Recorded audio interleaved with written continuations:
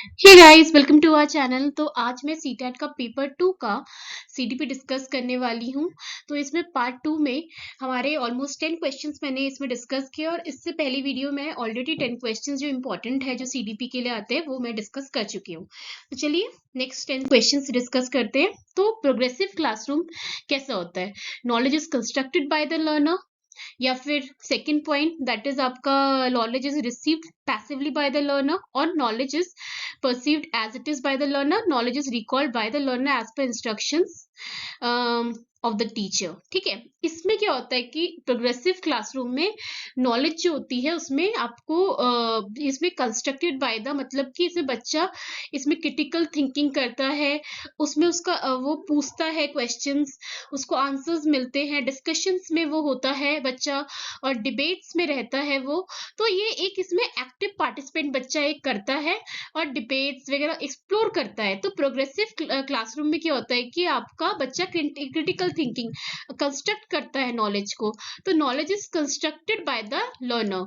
तो ये आपका फर्स्ट पॉइंट इसका प्रोग्रेसिव क्लासरूम का हो जाएगा। ठीक है, तो सेकेंड पॉइंट है continuous and comprehensive evaluation includes. तो ओनली फॉर्मेटिव क्या होता है आपका, जो मतलब कि हमारे पूरे हमने आज जैसे आज में पढ़ रहे बच्चे आज पढ़ रहे हैं, तो बच्चे आज की डेट में उन्होंने कितना अच्छा किया, मतलब कैसा किया है, लर्निंग कैसी थी, रीडिंग स्किल्स कैसी थी। तो उनको इमीडिएट फीडबैक उस टाइम पे दिया जाता है। ठीक है, और सबमिटिव में क्या होता है कि सबमिटिव में जैसे कि आपके यूनिट टेस्ट हो गए, आपके एग्जाम्स हो गए, जो ग्रेड एक्चुअली उनको दूसरी क्लास में भेजने के लिए, प्रमोशन देने के लिए, तो वो होता है सबमिटिव असेसमेंट। ठीक है, और या फिर नाइदर फॉर्मेटिव नॉर असेसमेंट, तो कौन सा, और या फिर both formative and submissive assessment. तो इसका सही आंसर ये फोर्थ पॉइंट है, that is formative and submissive. इसमें दोनों ही इवैल्यूएशन, दोनों ही असेसमेंट की जाती है, कॉन्टिन्यूस एंड कॉम्प्रिहेंसिव, ग्रेड भी और इमीडिएट फीडबैक भी, ताकि बच्चे की लर्निंग में पता हो कि अच्छा आपने ये गलत किया, तो उसी टाइम पे ही उसको रिजल्ट दिया जाता है कि आपको ये बेटर करना चाहिए। ऑन गोइंग प्रोसेस, कभी डे टू डे प्रोसेस होता है, या फिर हम कहेंगे कि बाय डे प्रोसेस भी कह सकते हैं। तो right answer is both formative and summative assessment, both including wide variety of strategies. ठीक है, तो 13th क्वेश्चन है, a student in your classroom told again and again different sources that people from his social group typically perform poorly in academics। तो बच्चे को बार बार बोला जाता है कि तुम्हारे जो तुम जिस बैकग्राउंड से आते हो वहां पर बच्चे पढ़ाई में कम ही मार्क्स लाते हैं। To reduce the impact of the stereotype, मतलब इस तरीके की सोच या फिर इस तरीके की, मतलब एक जो उन्होंने मानसिकता बना ली है, and result in stereotype threat are teacher initial step. तो टीचर को ऐसा क्या करना चाहिए कि इस चीज को कम किया जाए, कि इग्नोर सच कंसर्न, की क्लास में ऐसी चीजों को हम खत्म कर दे, या फिर मतलब एकदम ही इग्नोर किया, ठीक है जो जो बोल रहा है सुनते रहो, कुछ करना ही नहीं है, इग्नोर कर देना। या फिर organising competition between students from different social group, अगर कुछ गरीब बच्चों का है या फिर अमीर बच्चों का है, उसका कोई ग्रुप बना देना बैकग्राउंड के हिसाब से, या फिर suggesting the students to leave academics, जैसे उस गरीब बच्चों को बोलना, या फिर मतलब किसी भी पर्टिकुलर सोशल ग्रुप को बोलना, चाहे जो भी हो, जिस भी कम्युनिटी से आते हैं उनको बोलना कि आप पढ़ाई छोड़ दीजिए, ये सोल्यूशन है। या presenting stories and examples of role models from different social group.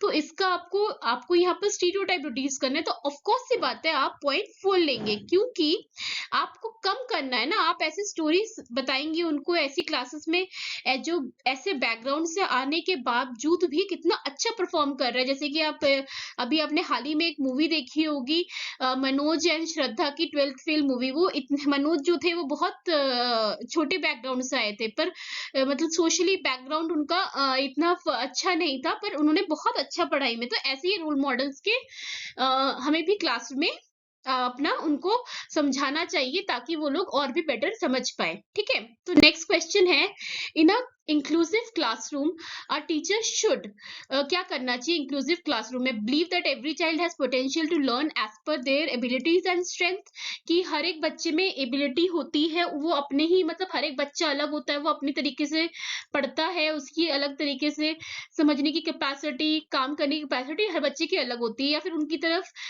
मतलब पिटीनेस या सिंपैथी की, अच्छा ठीक है, थोड़ा सा दयालुपन टुवर्ड्स जो ज्यादा जो डिसेबल्ड होते हैं लर्नर्स, जो पढ़ने में इतने तेज नहीं होते, उनकी तरफ एक सिंपैथी वाला, एक मतलब कि दया भाव वाला, वैसे उनको उनको इस तरीके से उनको बिहेव करना चाहिए उनके साथ। या फिर use label such as handicapped, हमको उनको ऐसे बोलना चाहिए। अब आप हैंडीकैप चाइल्ड है उनको ऐसे बोलना चाहिए, हमें रिटार्डेड चाइल्ड है टू कैटेगराइज, अच्छा इनके लिए ऐसे, उनको ऐसे वर्ड्स से हमें बोलना चाहिए, उनको इस तरीके से उनको ट्रीट करना चाहिए। या फिर pay attention to only talented, या फिर जो सबसे ज्यादा पढ़ाकू बच्चे हैं या फिर जो बच्चे बहुत ज्यादा इंटेलिजेंट है, हमें उन्हीं को ही बस महत्व देना चाहिए। तो इंक्लूसिव क्लासरूम का नाम से ही मतलब पता है कि इंक्लूसिव, हर एक बच्चे के लिए उसमें जगह होती है और उसमें हर एक बच्चे को उनकी कैपेसिटी के हिसाब से उनको एनवायरनमेंट प्रोवाइड दिया जाता है। अगर वो हैंडीकैप्ड हम नहीं बोलेंगे उनको, वो बहुत अच्छे होते हैं तो हम उनको एक स्पेशल वर्ड बोलते हैं, तो स्पेशली एबल्ड बोलते हैं एक तरफ से। तो और हम लोग क्या, वो सब लोग ही सब समान है, उनके कैपेबिलिटीज के हिसाब से उनको उनके मटेरियल्स दिया जाता है, ताकि जैसे कि कोई बच्चे अगर पढ़ने में तेज नहीं है, उनको विजुअल रिप्रेजेंटेशन से पढ़ाया जाता है ताकि उनको चीजें बहुत जल्दी याद हो सके। कुछ बच्चों को इंट्रिंसिक, जैसे कुछ बच्चे पढ़ने में उनको थोड़ा सा आउटर हम लोग हेल्प देते हैं, जैसे कि हम उनको और भी मटेरियल्स प्रोवाइड करते हैं, रेडियो से सुनाते हैं, साउंड से सुनाते हैं ताकि वो जल्दी ग्रैब कर सके। तो ये है। नेक्स्ट क्वेश्चन है, student shows the following science in the classroom. वो एंजाइटी अराउंड रीडिंग, जब वो पढ़ रहा होता है तो उसको एंजाइटी होती है, उसको थोड़ा सा घबराहट सी लगती है, डिफिकल्टी रिकॉग्नाइजिंग वर्ड्स, वो वर्ड्स को पहचान नहीं पाता है, पुअर वोकैबुलरी स्किल, उसकी जो वोकैबुलरी होती है बहुत कमजोर होती है, मतलब कि उसको शब्द उसके पास ज्यादा होते नहीं है, बहुत कम शब्द होते हैं। या फिर डिफिकल्टी विद अंडरस्टैंडिंग और रिमेम्बरिंग व्हाट वाज रेड, मतलब उसको समझने में प्रॉब्लम होती है, जो उसको पढ़ाया जा रहा है और वो याद नहीं रख पा रहा है जिसको पढ़ाया जा रहा है। These are the indication of कौन से ऑटिस्टिक चाइल्ड, या क्रिएटिव स्टूडेंट, या फिर a student with learning disability, a student with mental impairment. तो अगर हम देखेंगे सबके सब लर्निंग की तरफ इशारा कर रहे हैं, मतलब कि रीडिंग मतलब लर्निंग डिसेबिलिटी है, अगर रीडिंग नहीं कर पा रहा है, अगर वो वर्ड्स नहीं पहचान रहा है तो लर्निंग डिसेबिलिटी है। तो राइट ऑप्शन वुड बी, इसमें से होगा आपका a student with learning disability, understanding की वजह से। ठीक है। नेक्स्ट क्वेश्चन है आपका, a teacher can address needs of specially abled learners in an classroom, inclusive classroom. हमने पहले इंक्लूसिव पढ़ा था कि कैसे होता है इंक्लूसिव क्लासरूम आपका, फिर से एक और हम पढ़ रहे हैं यहाँ पे, emphasising upon practice and drill and using paper pencil test for assessment.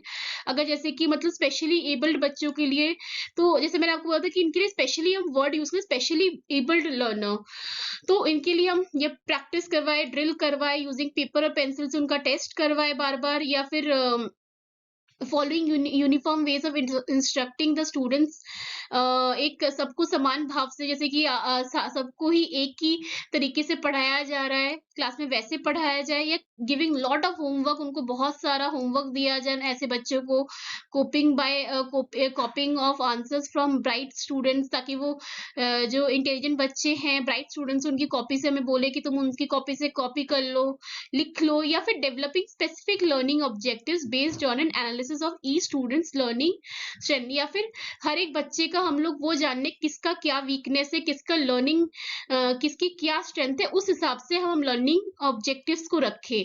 तो इसका राइट ऑप्शन ऑफ कोर्स सी बात है फोर्थ होगा, कि सबके हिसाब से ही हम लोग उनकी लर्निंग ऑब्जेक्टिव्स, उनके लिए पढ़ाई का दायरा सेट करें और उनके लिए उस तरीके से उसके लिए क्लासेस के लिए उनकी चीजें और मटेरियल्स हम लोग एनालाइज करें, क्योंकि सबकी कैपेबिलिटीज अलग होती है,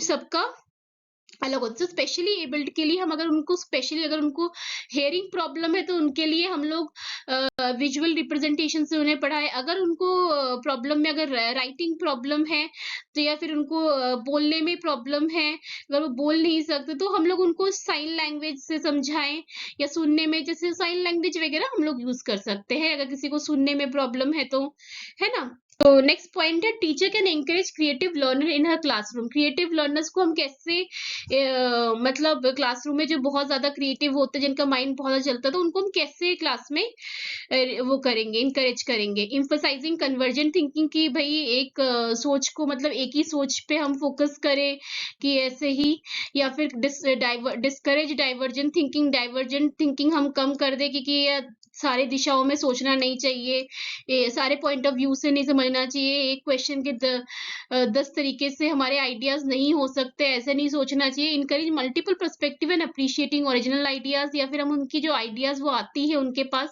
उसको हमें बढ़ावा देना चाहिए कि हाँ आप ये आइडियाज कर सकते हैं, जैसे कि डाइवर्जेंट थिंकिंग में होता है। Discourage student from taking risk, of course सी बात है, हमें बच्चों को इनकरेज करना है। हम कैसे उनको कह सकते हैं कि आप मत रिस्क लीजिए, अंडरटेकिंग चैलेंजेस नहीं लीजिए, उनको चैलेंजेस लेने चाहिए। तो option third is the right answer, कि उनको हमें इंकरेज करना चाहिए कि आप सारी दिशाओं में सोचिए, जैसे कि सूरज की तरह। तो आप लोग मतलब सारी दिशाओं में, मतलब कि अपने ideas out of the box सोचिए। तो हमें वो क्रिएटिव है, तो उनका इससे उनका इंकरेज होगा उनको और भी आइडियाज एक्सप्लोर करने में, है ना। नेक्स्ट क्वेश्चन है, which are the factors support meaningful learning in the classroom. तो increasing number of test to motivate children to learn, या फिर increasing rewards to motivate children to learn, या फिर फॉलोइंग ओनली लेक्चर मेथड, कि हमें बस उनको लेक्चर मेथड्स दे फॉर इंस्ट्रक्शन, या शोइंग जेन्युइन इंटरेस्ट। तो आंसर होगा showing genuine interest in the content matter and having concern for children's overall being and learning. मतलब कि हमें इनसे पूछा था कि which are the factor support meaningful learning. Meaningful learning के लिए क्या जरूरी है क्लासरूम में, तो ऑफ कोर्स उनके अंदर मीनिंगफुल लर्निंग आए, ताकि शोइंग हम उनको इंटरेस्ट दिखाएं, कंटेंट इंपॉर्टेंट है, concern about children's overall wellbeing and learning के लिए। ठीक है, नेक्स्ट क्वेश्चन है, constructivist approach suggest that dash is crucial for constructing knowledge. तो कंस्ट्रक्टिविस्ट नॉलेज का क्या होगा ये, है ना। Prior knowledge of the learner, जो उसके पास पहले से लर्नर के पास नॉलेज है, कंडीशनिंग कि हाँ इस सिचुएशन में ऐसा होगा, उस सिचुएशन में ऐसा हो गया, पनिशमेंट दे उन्हें, या फिर रोट मेमोराइजेशन कि रट्टा मारने का प्रोसेस हो। तो कंस्ट्रक्टिविस्ट अप्रोच जो होती है वो होती है आपकी पायरियर नॉलेज, मतलब उनके पास जो नॉलेज है उसी को यूज करके वो एक न्यू इंफॉर्मेशन अप्रोच को करे, उसकी उनकी समझ बढ़ती है, उनके पास जो भी नॉलेज है उसी को यूज करके वो एक नई अंडरस्टैंडिंग बनाते हैं अपनी। तो इसका राइट कंस्ट्रक्टिविस्ट अप्रोच में होगा prior knowledge of the learner. ठीक है, नेक्स्ट क्वेश्चन है, children's construct naive theories about various phenomena in this background, are teacher should. क्या होता है कि बच्चे जो होते हैं वो अपनी ही कुछ सोच बना लेते हैं किसी चीजों के कुछ थिंग्स के बारे में। ठीक है, जैसे चैलेंज दीज कॉन्सेप्शन। अब हमें इस कंडीशन में टीचर को क्या करना चाहिए जब वो अपनी अलग से थिंकिंग में, challenge this conception of the children and of the children through dialogue.